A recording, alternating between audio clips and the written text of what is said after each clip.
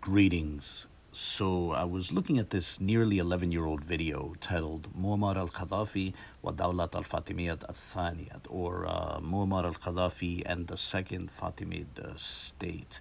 And the gist of the video is Qadhafi noting that it's a mistake to just simply think of the Sunni-Shi'i divide in the Muslim world as basically being an Arab-Persian divide, right? And to illustrate his point, he notes that the Shi'i past of much of North Africa under the Fatimids, and I'll share a link to the video in the video description. But in this video, I just wanted to focus on a small portion where Qadhafi mentions Al-Azhar in Egypt, in Qahira, in Cairo. And in this clip, he explicitly refers to Masjid al-Azhar, but which is the Al-Azhar mosque. But his statement can just as easily apply to the university as well, the university that's known as Al-Azhar. So here's the clip, which runs for just under half a minute. الأزهر ما هو الأزهر؟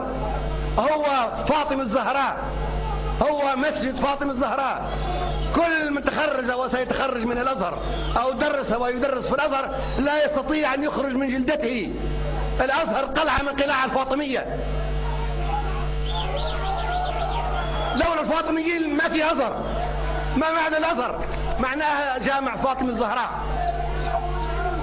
So in that clip, Qadhafi posed a question and then answered it.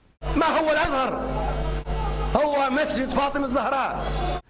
What is Al-Azhar? It is the mosque dedicated to Fatima, known by the title az-Zahra, the splendid one or the radiant one, right? And related to this point is the fact that the name Al-Azhar is related, it's etymologically related to the title az-Zahra, right? They both come from the same Zahara root, right? Or you can think of it as a ZHR root, right? And by the way, the corresponding Zain He Resh root in Hebrew gives us the word Zohar, meaning splendor or radiance. And yes, like the title, the book titled the Zohar, which is central to Kabbalah. But before anyone gets apoplectic about that, note that the word Zohar is also a biblical Hebrew term. For example, when Daniel 12:3 refers to the learned persons, the maskilim, who are like the brightness of the expanse of heaven, the Hebrew text reads Zohar haraqiya.